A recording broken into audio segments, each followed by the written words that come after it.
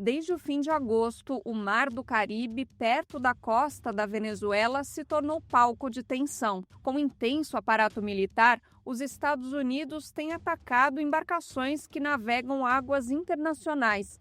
Pelo menos 27 pessoas foram mortas. O presidente Donald Trump afirma se tratar de uma ação contra cartéis de droga, que ele classifica como organizações terroristas, e ainda acusa o presidente venezuelano Nicolás Maduro de ser chefe do narcotráfico. Nenhuma alegação é baseada em provas concretas. A Venezuela responde às agressões mobilizando militares nas fronteiras e armando a população para resistir a um possível avanço estadunidense. Para o governo Maduro, o objetivo de Trump é provocar uma mudança de regime no país. No dia 14 de outubro, Trump afirmou ter autorizado operações da CIA no território venezuelano. Para falar sobre a investida do imperialismo na região e a resistência da Venezuela, o BDF Entrevista de hoje recebe Carlos Rom.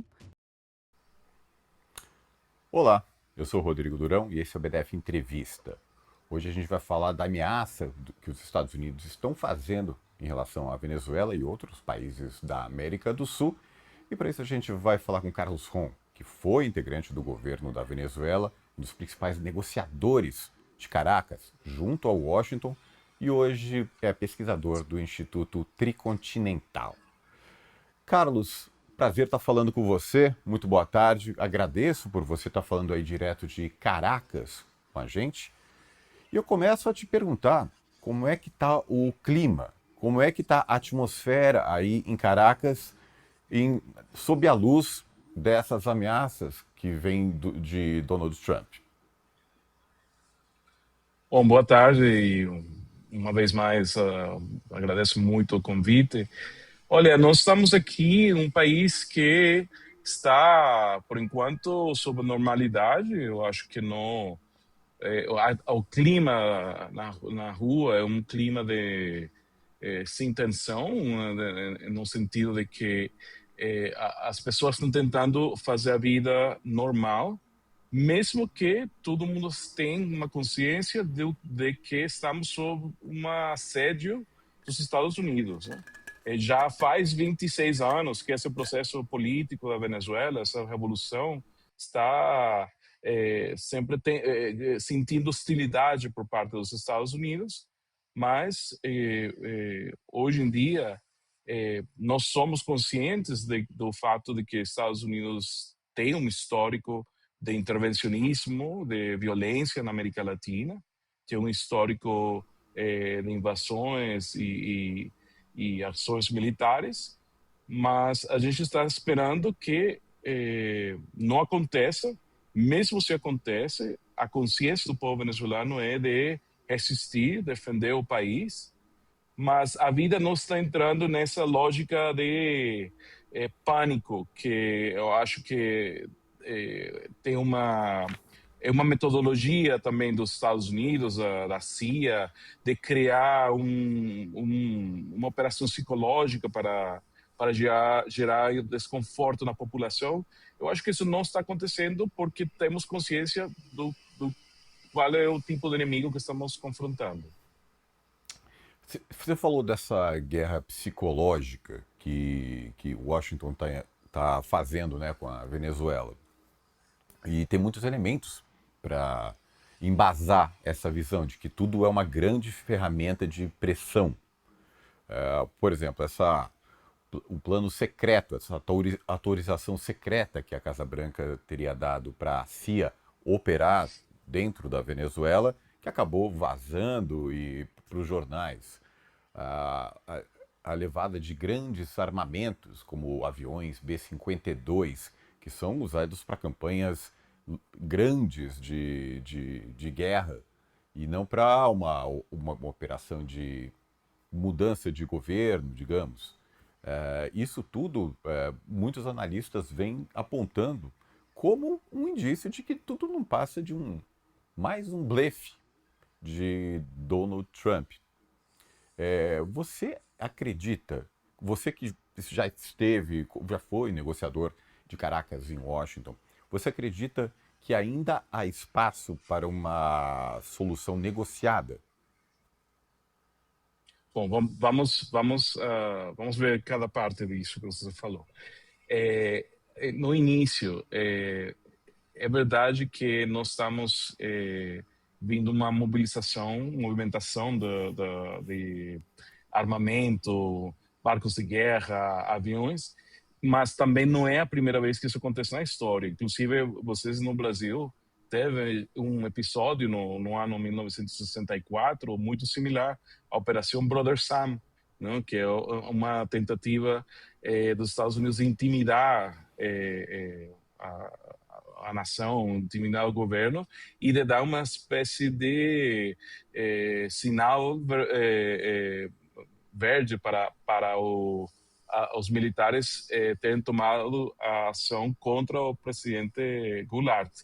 Eu acredito que o que a gente está experimentando aqui é um tipo de mudança de regime, dessa estratégia dos Estados Unidos, que iniciou com essa movimentação de armas para tentar que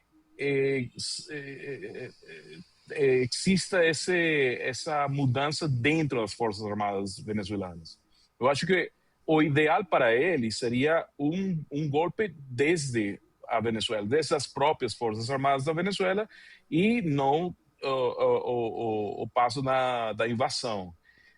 O problema com essa lógica é que não é realista. As Forças Armadas na Venezuela, a Força Armada agora tem uma unidade de critério, acho que tem um posicionamento importante de defesa da Constituição, defesa do país, e não está nessa lógica de golpe, de avançar com essa situação. Agora, o Trump que nós estamos assistindo hoje em dia não é o Trump do primeiro governo.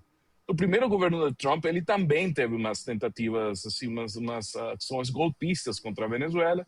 Ele revelou que ele tinha desejos de que houvesse uma mudança de governo, mas teve outras pessoas dentro do gabinete do Trump, dentro da estrutura dos Estados Unidos, que fizeram não deixaram ele avançar com essa ideia, deram outras opções.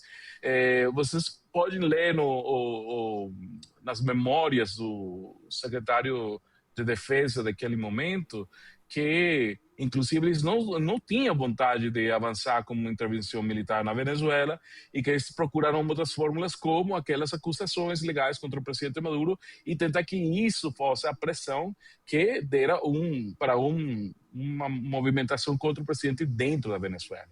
Hoje em dia não acontece isso. Hoje em dia o gabinete do Trump, a equipe que está com ele, é uma equipe que não está colocando essas barreiras, é uma equipe que, pelo contrário, inclusive podemos até pensar que vai além do Trump no desejo de querer derrubar o governo venezuelano. Aí tem o secretário de Estado, que é Marco Rubio, cuja carreira política tem sido feita em base a atacar Cuba, atacar a Venezuela, que agora está fechando os caminhos diplomáticos e tentando promover essa mudança de regime. Então, a situação é diferente nesse sentido, mas eu acho que são passos que estão acontecendo, que não é uma uma ação eminente, no sentido de que nós eu acho que o primeiro objetivo deles ainda é tentar criar um caos dentro do país antes de que chegar ao ponto de invasão.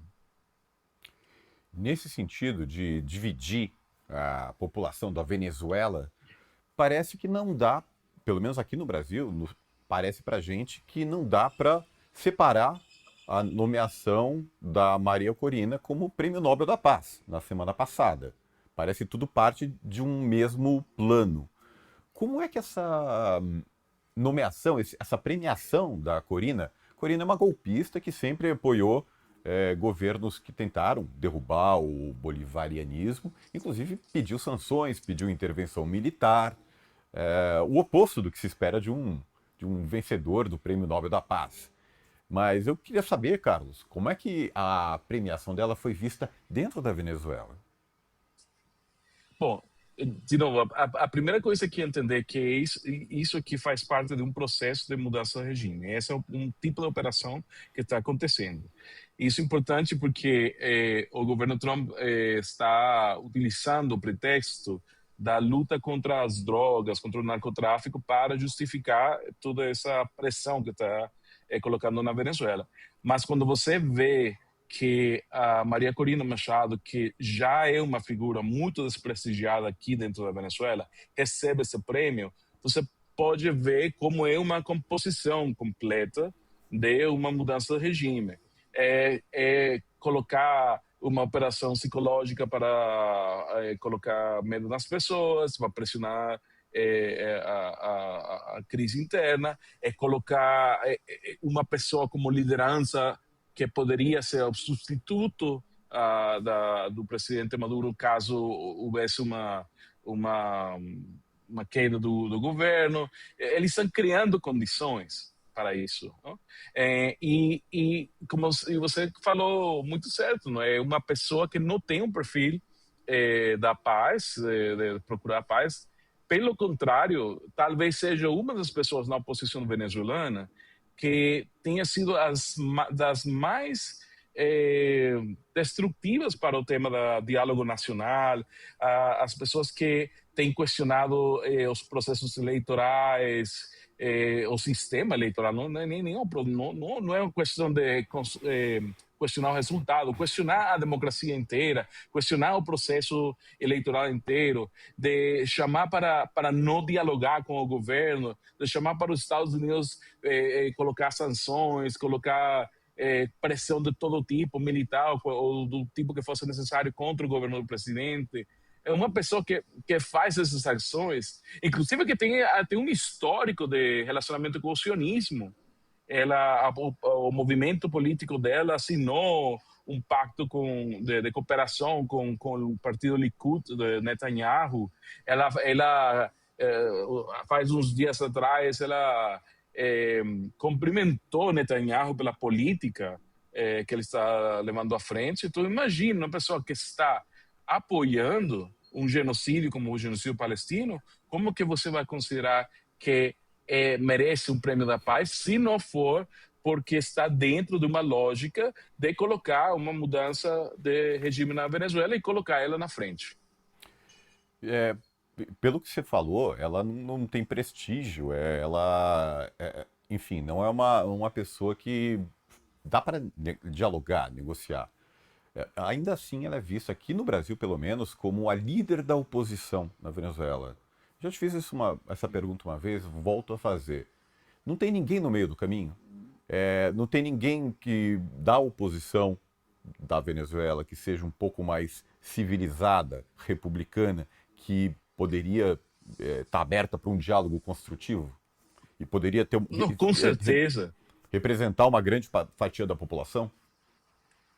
Não, com certeza. Eu acho que, inclusive, quando você vê os resultados eleitorais das últimas eleições da Assembleia Nacional, você vê que os distintos grupos políticos da oposição teve um grupo que conseguiu quase uma votação ainda maior do que esse grupo vinculado com o extremismo da Maria Corina Machado. Tem líderes da oposição que têm criticado essa tentativa de Trump de fazer ações contra o país, contra a Venezuela, essa movimentação militar tem sido criticada. Inclusive, houve um Conselho Nacional para a Paz e a Soberania que foi criado nas últimas semanas como um método de defesa do país e que tem um chamado de toda a sociedade venezuelana, de pessoas vinculadas com esportes, com empresários, a mídia, distintos setores da população venezuelana, onde já tem participado o principal governador da oposição, digo principal porque foi quem recebeu mais votos na última eleição de governadores e é abertamente da oposição, não é uma pessoa que tem nenhum tipo de aliança com o governo. Tem partidos da oposição históricos, como a Ação Democrática, tem sido sempre um partido de confronto com o processo bolivariano, mas eles estão todos acompanhando esse sentimento de não querer uma intervenção militar no país, de fazer a denúncia dessa operação no Caribe como uma denúncia de violência que não pode ser aceita como uma tentativa de atacar a soberania venezuelana. Então, tem uma porção importante da oposição que, mesmo com as diferenças políticas nas outras áreas da vida pública, está em contra do intervencionismo. E vale lembrar que o motivo alegado para tudo isso que está acontecendo é narcotráfico. Os Estados Unidos estão justificando mandar milhares de soldados, aviões, navios, helicópteros, marines para o Caribe, alegando estar combatendo o narcotráfico. Mas dados mostram que quase 90% da cocaína que vai da América do Sul para os Estados Unidos não vai pelo mar, pelo Oceano Atlântico, o mar do Caribe, que é onde está a Venezuela, vai pelo Pacífico. E a Venezuela não tem costa no Pacífico. E como essa alegação foi vista dentro da Venezuela? Os venezuelanos entenderam que era um disparate, um absurdo, esse tipo de alegação? Não, com certeza. Assim, todo mundo entende, por isso que eu falo, que todo mundo entende com muita claridade que isso aqui é uma operação para pressionar para uma mudança de governo. Não faz sentido falar disso aqui como uma operação antidroga num país que não tem cultivos de droga, não tem cultivos da folha de coca, não tem laboratórios para a produção da cocaína. O presidente Trump fala de fentanilo. O fentanilo nunca tem sido produzido nessa área, inclusive nessa área do mundo. Então, todo mundo aqui tem certeza que não é que tem uma motivação política atrás dessa avançada e não é relacionada com o tema de droga. Inclusive, o que mais preocupa a gente aqui, nesse sentido, é o que está acontecendo com esses navios que têm sido atacados pelos Estados Unidos. Inclusive, tem outros que até tem pescadores aqui da Venezuela que não foram mortos como esses outros casos, mas que também foram detidos por pessoal militar dos Estados Unidos, hostilizados por mais de 8 horas. Então, tem essa percepção de que não é um lugar seguro mais estar no Mar Caribe por causa dessa agressão. E o pior do caso é que Estados Unidos ali está agindo com violentando o direito internacional. Não tem devido processo. Não é como que os barcos estão sendo detidos para interrogar o pessoal que está aí, para ver qual é a carga que eles têm. Não, eles estão tomando uma decisão desde o ar de que esses navios que estão atravessando o mar são narcotraficantes, e aí estão atacando de maneira ilegal. Inclusive, a narrativa de que são terroristas venezuelanos, de que são narcotraficantes venezuelanos, está sendo questionada, porque nem se sabe quem que foi atingido.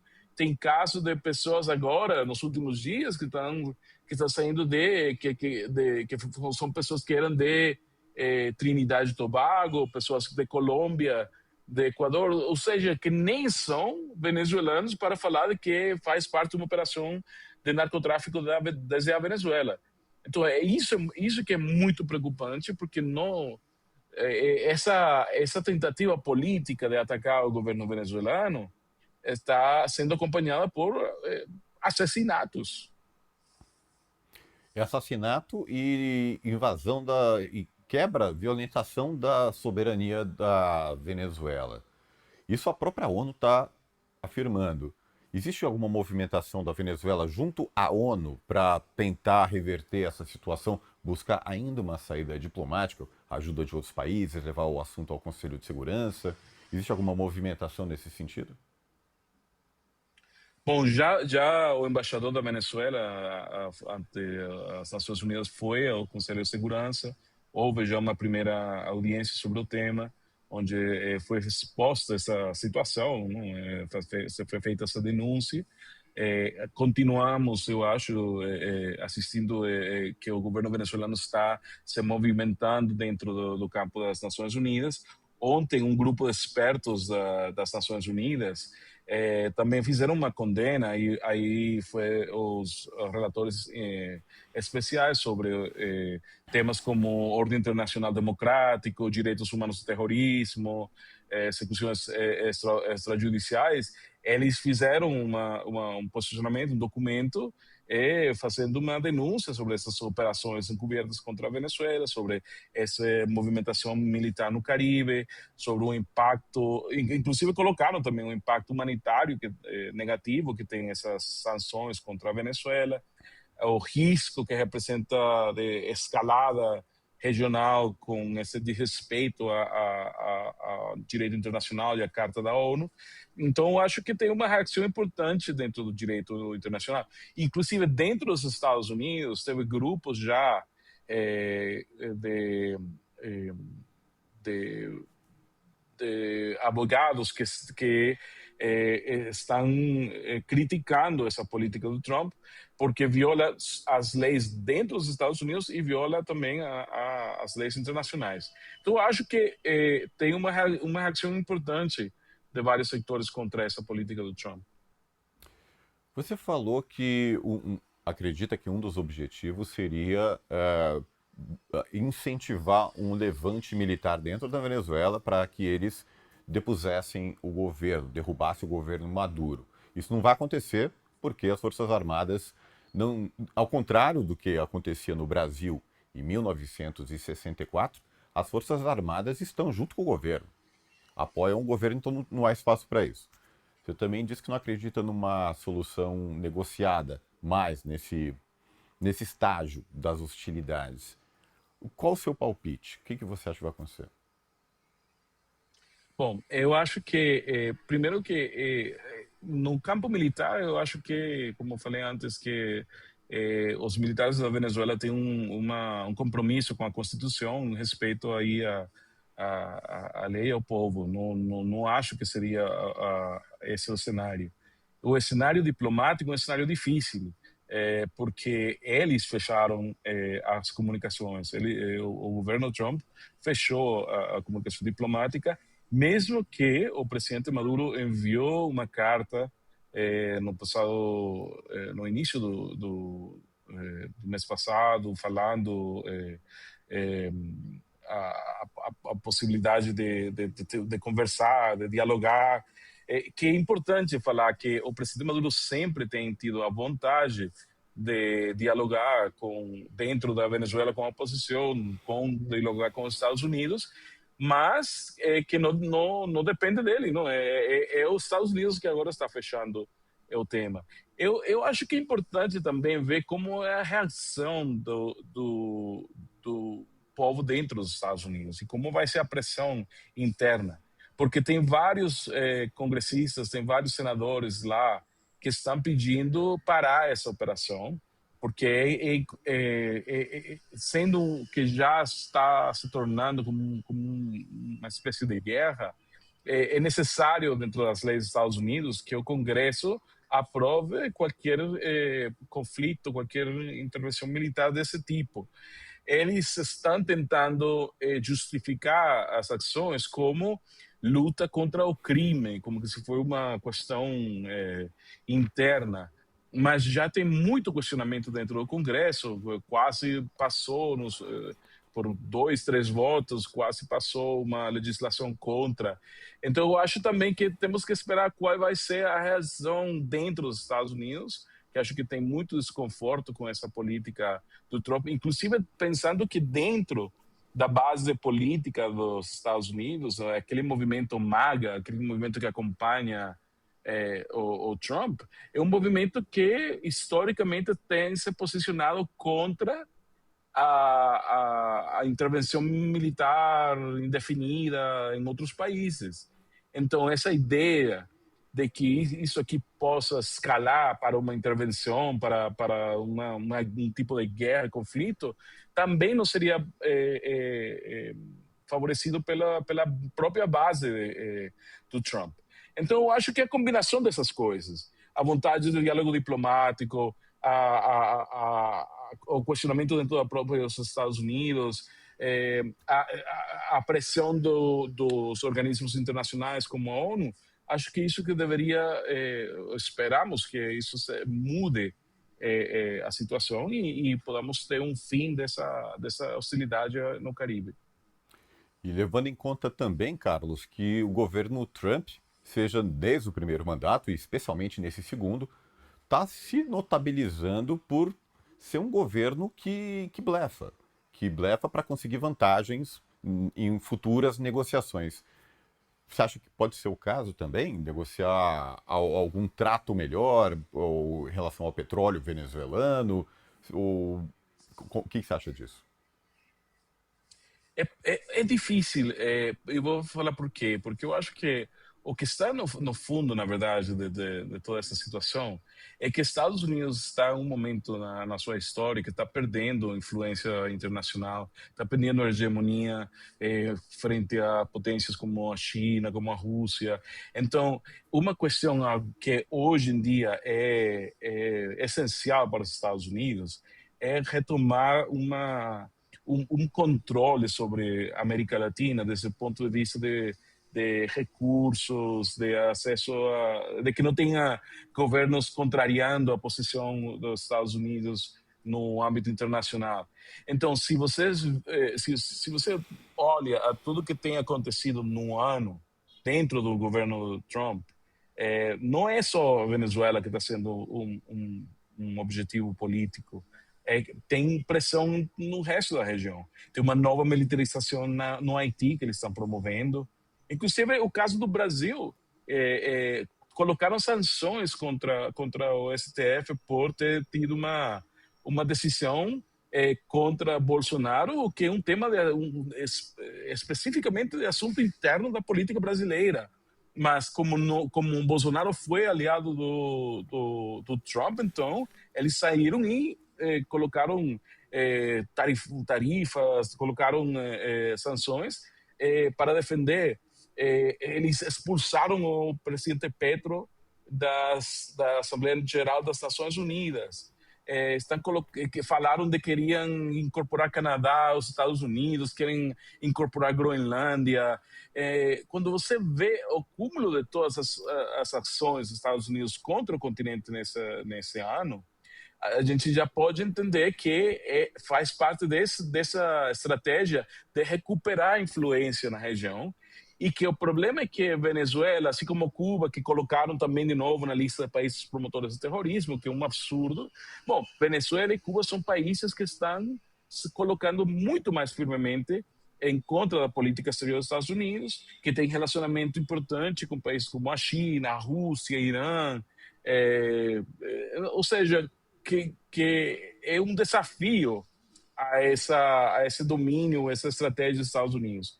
Então, eu acho que por isso que isso é a principal motivação nesse momento, e por isso que é difícil pensar em diálogo e pensar em como vai ser a solução. A gente tem que pensar também que esse governo de Trump, nos últimos meses, fez um ataque militar contra Irã, um ataque muito perigoso, inclusive, por causa da possibilidade de escalar o conflito na região, incluso trazendo Israel com armas nucleares nesse confronto. Então, por isso que eu digo, estamos com uma cautela, não com pânico, mas com cautela, porque a gente sabe o que Estados Unidos é capaz de fazer nesse momento. Qual o status das Forças Armadas da Venezuela nesse momento para reagir a uma possível invasão, um ataque? O exército tem cerca de 300 mil homens, né? As Forças Armadas e mais estão sendo recrutados por essa nesse esforço do momento junto à população civil. Como é que o Exército está preparado para um enfrentamento desse? Bom, primeiro deixa eu falar que não é um recrutamento como no senso clássico de forçar uma pessoa É dentro das Forças voluntário, Armadas. né? É voluntário, tem uma alistamento de pessoas que já entre os 8 e 15 milhões de pessoas foram já assinando a sua participação dentro da milícia. Que a milícia não é a Força Armada regular, mas a milícia nesse caso, na forma que se entende na Venezuela, a milícia é uma espécie de corpo de reserva que age no caso que seja necessário confrontar uma ameaça externa. Então, isso que está aí, está colocado aí, tem um voluntariado importante. Também a Força Armada venezuelana é uma Força Armada profissional, que tem também se preparado nos últimos anos. Eu não sou um experto militar, mas sabemos que tem uma preparação, tem armamento também que não depende dos Estados Unidos, porque uma das coisas que trocaram aqui foi essa dependência técnica, tecnológica, militar dos Estados Unidos para uma questão mais independente. Então, aqui, tanto a Força Armada como o povo não vai ficar de braços cruzados se tiver um processo de agressão. Nós não queremos isso. A história da Venezuela tem sido uma história já de 200 anos de paz em relação a conflitos internacionais. A Venezuela só participou na guerra da independência, inclusive para ajudar a libertar outros países, mas nunca nessa ideia de confrontar, de agressão. Então, é um povo que, mesmo que quer uma paz, está pronto também para defender o país caso fosse agredido, né? Você falou desse alistamento voluntário. Quantas pessoas já manifestaram interesse em ajudar? Olha, eu tenho certeza que uma primeira rodada foi de 8 milhões, que foram, mas eu vi faz uns dias que teve um incremento, então acho que inclusive pode até ter chegado nos 15. Mas com certeza os 8 foram da primeira rodada de alistamento, foram 8. O que demonstra uma coisa interessante, porque nem todos esses 8 são pessoas que estão, digamos assim, pensando que é uma defesa de um projeto pessoal do presidente Maduro. Não, é pessoas que estão pensando a defesa do país, a defesa da família, a defesa da história, não? Contra a agressão estrangeira. E isso que é importante, não? Porque às vezes a mídia e a política tenta como tentar justificar uma agressão desse tipo, ou algum tipo de invasão contra a Venezuela, utilizando a disputa política interna da Venezuela. Mas que são pessoas que não concordam com o presidente, mas que tem oposição. Isso não tem nada a ver. A disputa interna venezuelana, a disputa política venezuelana é para os venezuelanos resolverem. Se resolve dentro dos mecanismos que estão na Constituição, tem eleições, tem todo tipo de participação para resolver isso, mas o que não pode ser aceitado nunca é intervenção de um outro país violentando a soberania da Venezuela para tentar modificar a política da Venezuela. A política é feita pelos venezuelanos, e isso tem que ser respeitado por todo mundo. 8 milhões de pessoas é muita gente. É muita gente numa primeira rodada. Você falou que pode ter chegado até 15, talvez. Você sabe como é esse treinamento? Quantos dias dura? Onde ele é feito?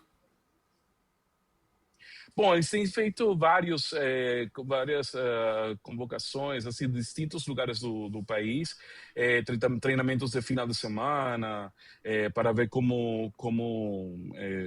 inclusive artes de como usar uma arma. Mas tem que entender também que esse corpo voluntário da milícia tem vários tipos possibilidades. Por exemplo, não todo mundo vai ser uma pessoa que está aí para pegar uma arma no momento de defesa, mas tem outras qualidades. O médico pode ajudar com assistência da medicina. Aí tem feito, no momento do alistamento, você faz como um questionário para saber quais são as coisas que as pessoas podem contribuírem no momento de crise no país. Inclusive, tem que o alistamento na milícia tem que ser visto também, não só para defender contra uma agressão militar, mas um caso de um terremoto. Nos últimos dias, aqui houve muitas temblores, não sei como se fala exatamente em português, mas essa movimentação de terra e as pessoas pensaram, bom, parte do treinamento da milícia também é como reagir no caso de desastres naturais, né? Com a mudança climática, tem enchentes, tem coisa, e uma questão onde as pessoas podem vir voluntariamente a ajudar um ao outro, que eu acho que é um sentimento muito bonito, na verdade, de unidade nacional, que se faz para a defesa de todo tipo, para o benefício do país, do povo. Realmente é bonito essa união, o quanto que uma ameaça externa pode ajudar a unir a população. Mas não a América do Sul. A América do Sul não conseguiu fazer nenhum comunicado conjunto, uma carta, repudiando isso que está acontecendo na Venezuela. Mas, por outro, existem alguns exemplos de união. Por exemplo, com a Colômbia. A relação com a Colômbia mudou depois que a Colômbia também passou a ser atacada. O próprio presidente Gustavo Petro foi acusado por Donald Trump de ser um narcotraficante. O que é uma situação absurda quando você pensa que o Gustavo Petro foi um dos que lutaram para criminalizar traficantes, enfim, o dinheiro do narcotráfico que financiou paramilitares, enfim. A relação com a Colômbia mudou depois do início dessa crise? Não, eu acho que com a Colômbia já vínhamos trabalhando um melhor entendimento, não? Eu acho que quando você vê as autoridades da Venezuela e da Colômbia fizeram reuniões ao início do ano para criar uma zona binacional, para promover o comércio, a integração entre os dois países, já tem coisas, tem passos que estão sendo dados.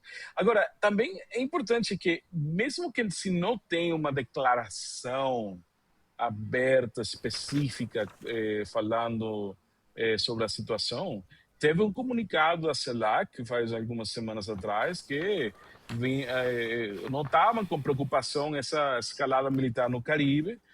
A CELAC declarou em 2014 a zona da América Latina e do Caribe como uma zona de paz. Então, essa movimentação de armamento, de um submarino nuclear, tudo isso gera muita tensão e coloca em risco essa zona de paz.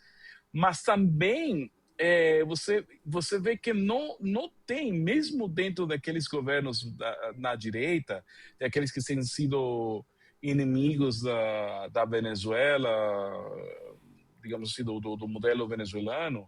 Estou pensando mais especificamente em um Milei, um Noboa no Equador. Assim. Também eles não têm uma movimentação de apoio, porque eles sabem que é muito complicado apoiar esse tipo de ação e de intervencionismo na região. Então, eu acho que o caso do Petro tem sido importante. Ele, como você falou, ele está sendo agredido também, e a Venezuela expressou a solidariedade com ele, então eles têm se colocado assim. O próprio presidente Lula também tem falado nos últimos dias contra uma agressão militar contra a Venezuela. Eu acho que México tem uma posição também importante aí. Então, acho que tem espaço para ver que ninguém na América Latina, na verdade, está acompanhando com entusiasmo essa ofensiva militar. As repúblicas do Caribe, uma Grenada, uma Antigua e Barbuda, também não querem que seu território seja utilizado pelos Estados Unidos para colocar armas para essa movimentação militar. Isso demonstra que o verdadeiro desejo da região é manter isso aqui como uma zona de paz. Vocês esperam, os venezuelanos esperam mais do governo Lula nessa questão? Um posicionamento mais firme, declarações mais duras? É esse o sentimento ou não? Bom, eu acho que as declarações, por enquanto, têm sido importantes, né, para falar que a decisão as decisões da Venezuela são feitas na Venezuela e que uma intervenção militar não é aceitável. Eu acho que se a situação também se tornar mais avançar mais, digamos assim, esse despliegue militar, é importante que todos, não só Lula, mas todos os presidentes da região tenham um pronunciamento firme de rejeitar a intervenção dos Estados Unidos, não? Porque tenho certeza, uma vez uma intervenção acontece, você não pode calcular quais vai ser os resultados. Se os Estados Unidos têm hoje em dia um problema com a migração, vocês não acham que vai ter uma onda migratória importante se tiver um conflito militar em qualquer parte da região? Ou seja, eles têm também que entender que os efeitos migratórios, econômicos, ambientais, inclusive, são muito importantes para a região e que ninguém pode concordar com isso. É por isso que é difícil não levar em consideração a possibilidade de ser um grande blefe. Pois existem muitos motivos para os Estados Unidos não fazerem isso, não invadirem. O que você falou das guerras que eles associam aos democratas, as guerras infinitas, as guerras que os Estados Unidos se meteram nesse século foram desastrosas, junto à opinião pública, em termos de resultado, no Afeganistão e no Iraque. E os republicanos costumam não gostar desse tipo de coisa. E mesmo o motivo ideológico, por exemplo, aqui no Brasil, começou com uma pressão para tirar o Bolsonaro da cadeia. Mas a realidade se impôs de uma maneira mais pragmática e foram para a mesa de negociação. Viram que o Brasil virar um inimigo do Brasil ia causar mais problema do que solução para os Estados Unidos. Então, é possível que... E levando em consideração também que na Colômbia vão ter eleições presidenciais no ano que vem e é de todo o interesse de Trump interferir nessas eleições, né? Então, o argumento para que nada aconteça agora também está muito forte, né, Carlos? Aí o problema é que nós, assim, por causa do histórico da relação dos Estados Unidos com a América Latina, também não podemos ser ingênuos e pensar que não pode acontecer. Eu acho que a gente precisa se manter uma cautela constante, sabe? Atenção constante ao que está acontecendo, porque é verdade, poderia ser um bluff, como que poderia também não ser, porque no passado a gente já viu momentos onde os Estados Unidos tenta, inclusive nessa estratégia de dividir a América Latina, tenta fazer uma aproximação com um para se afastar do outro, não? E vou colocar um exemplo bem prático. O mesmo dia que foi anunciado a recomposição das relações diplomáticas entre a Cuba e os Estados Unidos com o governo Obama, o mesmo dia foi aprovado no Congresso uma lei que permitiria também colocar sanções contra a Venezuela. Ou seja, que às vezes você vê essa atuação um pouco divisiva, tentando dividir a América Latina. Então, talvez se aproxima muito ou tenta muito dialogar com um país, pode ser que está tentando atacar um outro país nesse momento. Lembra que desde o início dos Estados Unidos, nós sempre fazemos referência, tem uma carta do ano 1789 do presidente Thomas Jefferson dos Estados Unidos, onde ele fala que ele não concordava com a independência dos países da América do Sul, porque ele achava que ainda os Estados Unidos não tinha força para ir conquistando esses países um por um. Ou seja, desde aquele tempo, os Estados Unidos vê a América Latina como uma extensão do seu território, como uma base para obter recursos, para implementar políticas deles. Então, eu sempre fico com um pouco de suspeito, sabe? Eu não gosto de acreditar que essa estratégia que já faz mais de 200 anos de como dividir o continente vai ser abandonada nesse governo ou qualquer outro. Inclusive, as diferenças, às vezes, entre demócratas e republicanos não são muitas nesse sentido. Eles todos têm essa impressão de que a América Latina é uma extensão natural, não, deles. Então, é isso que eu acho que nós devemos por isso que é importante essa mirada para dentro, essa mirada para a América Latina, essa mirada nós como bloco, não, um bloco unido, para confrontar os desafios do mundo, para confrontar os problemas econômicos, os problemas ambientais, a necessidade de ter essa unidade latino-americana, porque nós sim temos razões para nos unificar, nós sim temos uma história comum, umas lutas comuns, né? Mas Estados Unidos sempre vai procurar essa divisão, sempre vai procurar estender a presença e o domínio sobre o resto do continente. Essa integração da América do Sul, a integração da América Latina se faz mais necessária que nunca. Carlos, muito obrigado pela tua participação, pelas tuas respostas. Nossa solidariedade ao povo da Venezuela. E a gente vai aguardar, vai acompanhar aqui no Brasil de Fato os próximos desenvolvimentos. Um prazer falar com você. Muito obrigado. E o BDF Entrevista de hoje fica por aqui. Vai ao ar todos os dias, de segunda a sexta, tanto na TVT como no YouTube e nos serviços de streaming. Até amanhã.